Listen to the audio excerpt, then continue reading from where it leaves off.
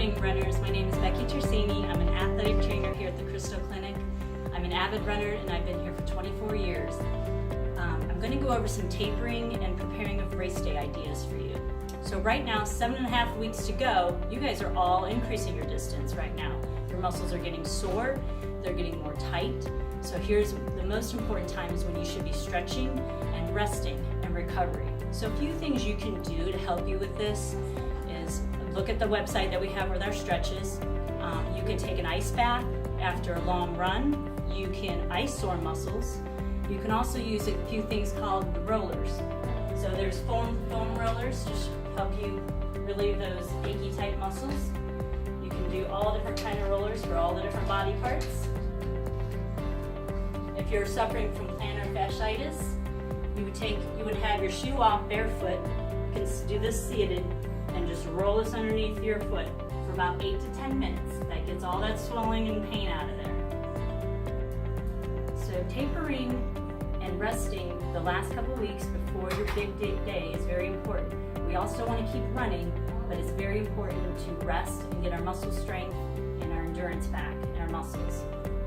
Right now, you should be following a good training program that will tell you each day what to be doing. Don't worry you have to get off that plan. If you need to schedule a different day, if you need to rest 2 extra days, that's okay. As long as you're getting your long mileage in, because that's what's most important. The last couple weeks, you're gonna rest. Let somebody walk the dog. Somebody else take out the garbage. Don't mow the lawn. You're supposed to be resting that last week. You're gonna feel like you wanna get another run in. Don't. Stretch and rest. Make sure you're eating healthy. Make sure your hydration is good. The morning of the race, make sure you're getting at least 8 to 16 ounces of sports drink before you start the race. You're gonna need to get up early because you do wanna stretch. You'll wanna go to the bathroom. And you're gonna wanna eat a light, easy, digestive meal. Do not experiment on the day of the race. So the next few weeks, as you're doing your long runs, you wanna make sure that you know what's best for you to eat. So practice getting up in the morning. I like an English muffin with peanut butter on it. That's what I eat. But everybody's different. If you need more or less, that's okay. Try to eat 2 hours before the race though, so you digest it. Different kind of nutritional aids out there. At the Akron Marathon, you're gonna get a packet of gel, or what we call goo. So that's usually only for half marathoners and marathoners. So you only need these nutritional supplements besides water, Gatorade, if you're running an hour or more. So experiment with these nutritional aids before your race day. Sometimes they don't agree with your stomach. I took a whole packet of goo the first race I did, and it was too much for my stomach and it upset my stomach. It's also very hard to swallow. So remember, you need that water, swish it around in your mouth and let it go down easy. Or stop. Stop and take the water. Don't try to run and drink the water at the same time. Like me, you'll get it all over, you start choking. So it's better just to stop, get the water that you need at the water breaks.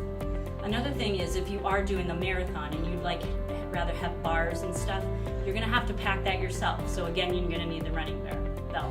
They also make kind of like jelly beans, super nutritional energy beans.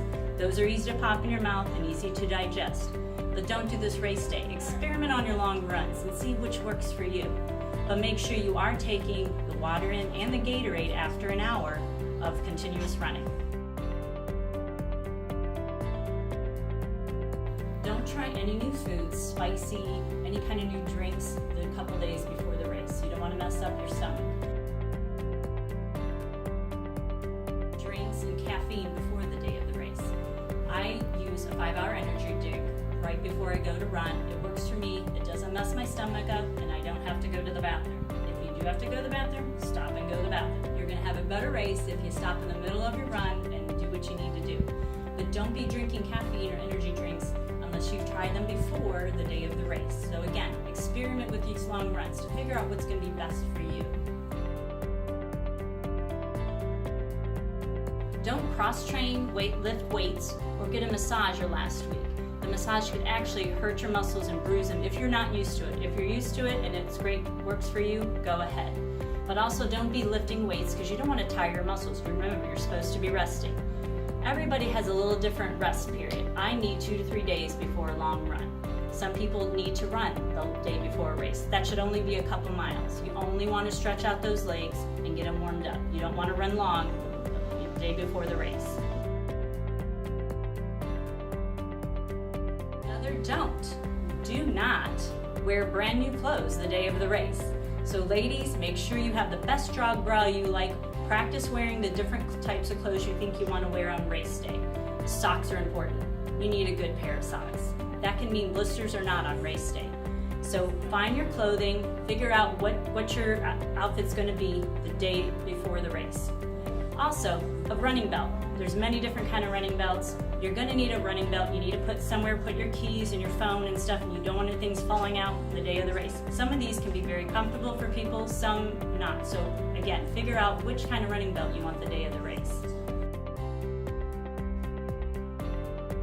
So here in Northeast Ohio, it could be 80 degrees or it could be 50 degrees and rainy.